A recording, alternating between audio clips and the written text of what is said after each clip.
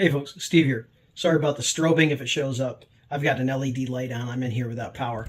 Just a quick one for you, and that is the fact that I am at a job site, and we have a $15,000 to $20,000 kind of remodel going on. So, hey, while you're here, could you? And you know, they're change orders, but the answer is almost always yes. Yeah, sure. Dollar signs, right? However, one of the things they wanted me to do was this.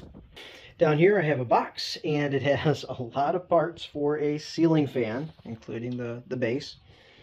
And with that, I looked over it. It looked like everything was there. Everything was complete.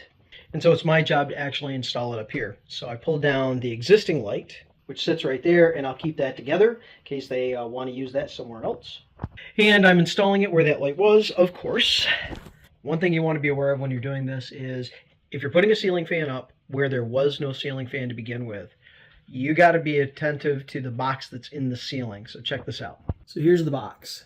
And if you'll notice in there, this box has a sticker in there that it is acceptable, if mounted correctly, it is acceptable for ceiling fans up to a certain weight limit. And I double checked their installation, and their installation is fine because it's on a joist. So I'm good to go with that.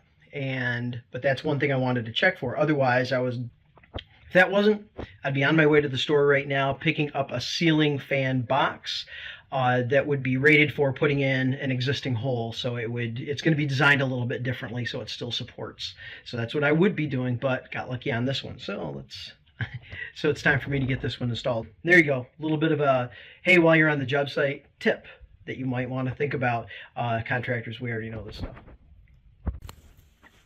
One other thing about the ceiling fan is that there are no instructions. And so this is where, as a handyman, even though I'm on a contracting job, this is really like a handyman skill, that it's good to have installed a few fans before so you understand kind of the order. How many times have we put a ceiling fan up, forgot that discussion? You know, there's an order of how things go. And if you forget it, you can't go back and put it on. So you got to take most, if not all of it down and put the housing, the covers, the escutcheon, you know, whatever it is, you got to put them in the right order.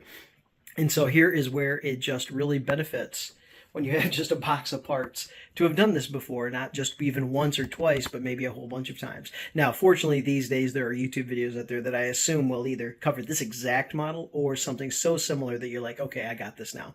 It's not a hard skill to do, but it's one of those things to where, you know, you can approach it with confidence, or you know that, okay, I've got a learning curve coming up here. On this ceiling fan, shout out to the trailer. Hey trailer, how you doing?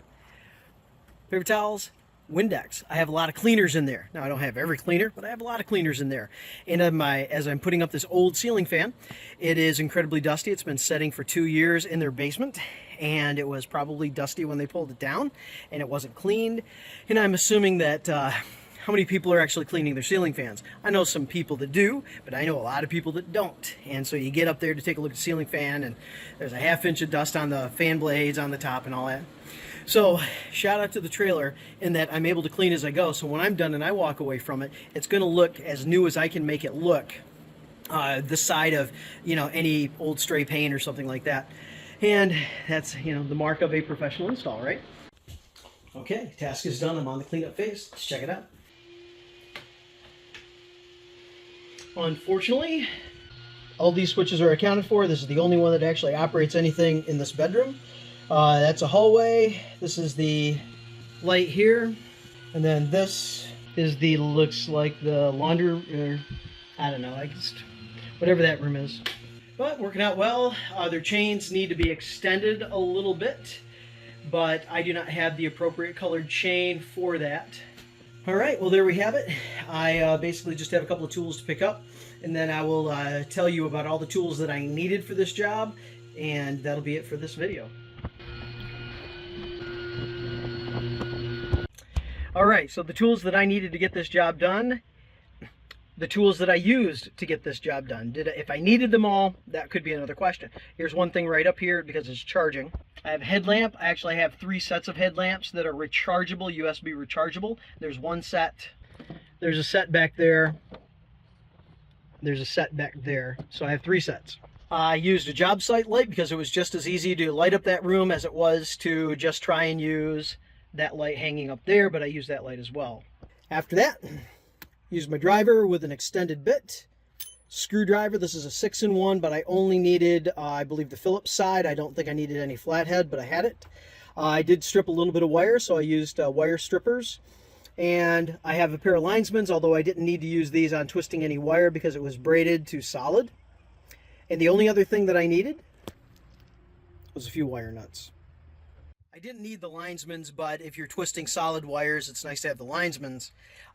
Did I need to strip the wire? No, but I wanted a little bit of extra of the braided line. I wanted a little extra so I could secure, so I know that my mechanical twisting was secure. Other than that, bare bones, I could have got this job done with a headset light or, you know, any kind of flashlight, this, and the appropriate wire nuts. That would be the bare minimum for that, and a ladder. I did have to have a ladder because it was up high enough. I also used the drop cloth that you saw all the tools on, because I was on their bed. Well, my tools and stuff were on their bed, and I wanted to just make sure that I didn't leave any debris. So there we have that. Okay, it's as easy as that, and it's easy like that to say yes, because tools on board, this magic trailer. And because I have it all in air quotes, that I'm able to say yes to most jobs without having to go and retrieve other things from anywhere else. Store, home, shed, whatever, right? Y'all take care and have a great day because you deserve it. If you would, like and subscribe. Channel's growing. That's awesome. Thank you very much for that. It's fun. And I hopefully will see you on the next video. Ring the bell if you want to know when I drop a new video so you can say yay or nay. Take care. Bye.